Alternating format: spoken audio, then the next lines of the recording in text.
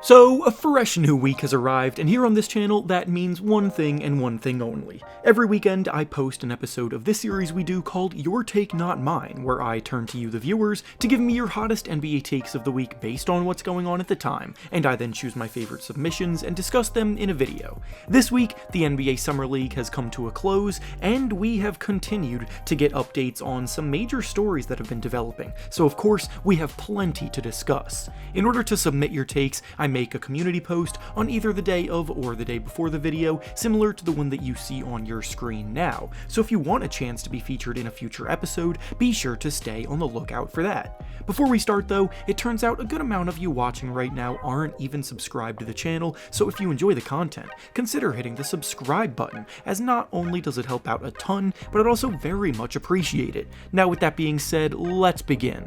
The first take we'll be discussing today comes to us from James, and he says that the Rudy Gobert trade ruined NBA trades because now GMs have become delusional in what they seek in return for stars, and it's why guys like Damian Lillard, James Harden, and even Pascal Siakam have not been traded yet. The thing about the Rudy Gobert trade that went down last offseason is that even at the time that it happened, a lot of people had a feeling that it was going to backfire.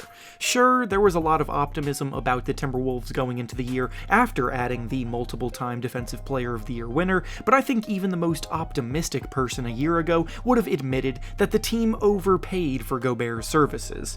There is no doubt about the fact that when a player like Gobert, who at the time was a highly impactful player but not a superstar by any means, got moved for an entire treasure chest of players and first-round picks, then every single GM around the league is going to look at that trade and use it as the barometer for other star trades. The logic is very simple to apply too, because the GM of perhaps the Trailblazers can easily say, if Rudy Gobert got traded for this much, then Damian Lillard, who is a far better player, will not be traded unless the offer tops that one. The issue with this logic, though, is that everyone acknowledges that the Gobert deal was a bad deal and huge overpay for the Timberwolves. So now, as this take says, every GM is holding out for the next swindle job on the trade market. Looking into these three player situations mentioned here, I do actually think there is some validity to the Blazers demanding a big haul in return for Damian Lillard, because Lillard is still performing as well as he ever has on the court, coming off of a season scoring over 30 points per game, and he also still has 3 years left on his current contract, with a player option for a 4th year, so he's locked up for what will likely be the remainder of his prime. James Harden and Pascal Siakam, on the other hand, are both on expiring contracts, set to hit free agency next summer, so in that regard, I definitely agree that their team's GMs expecting a monstrous haul in return for them in a trade can be a bit ridiculous, because the teams would essentially be trading for a rental. There needs to be a market reset of some sort in order for the trade market to come back to reality, but unfortunately, I don't think one is coming anytime soon.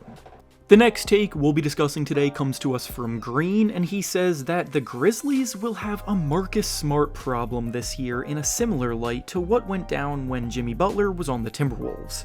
So for those of you who are unaware what he's referring to, Jimmy Butler's stint in Minnesota ended on a pretty sour note.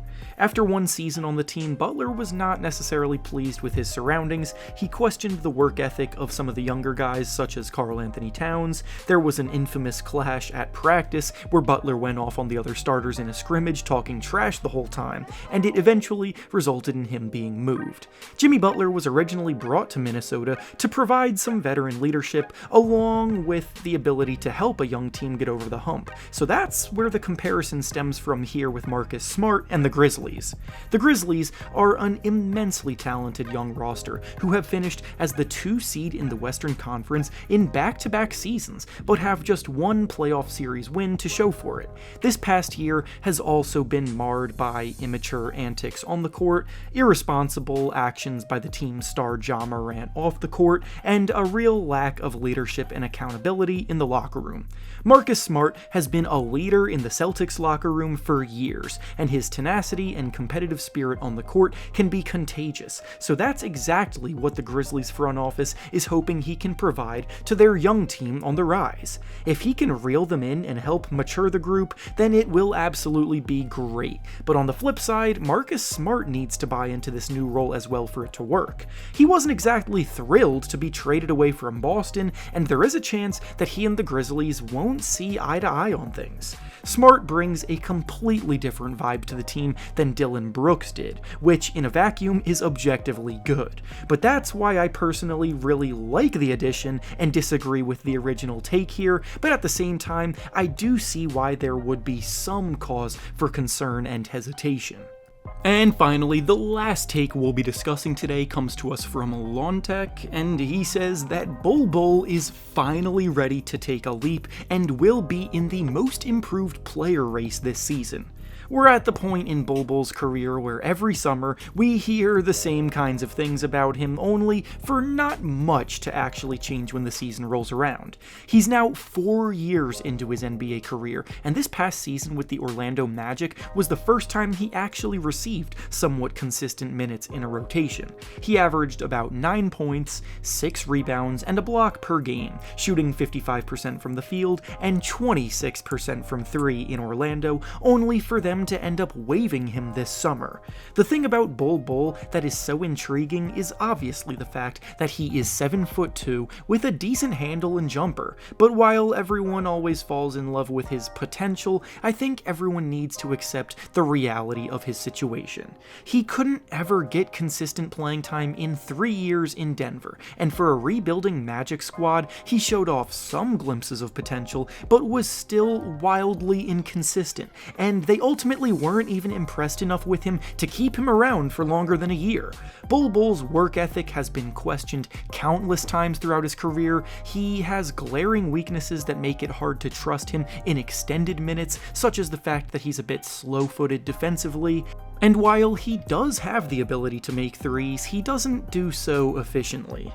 Now that he's been signed to the Phoenix Suns, he's going to be playing alongside some of the biggest stars in the league, like Kevin Durant, Devin Booker, and Bradley Beal, and his margin for error will be smaller than ever. The Suns are not here to mess around, they're here to win a championship. They won't have time to deal with his inconsistencies, and if he's not ready to compete night in and night out, then he very well may be about to get treated the same way he did when he was in Denver, when he struggled to even get off the bench. He has all of the physical tools to make an impact on NBA games, but as has always been the case, it's up to him to actually put them to use. And with that being said, that's all I have for you today. Make sure to like the video, subscribe to the channel, and comment down below what you think about the takes we discussed. Thanks for watching, and I'll see you all next time.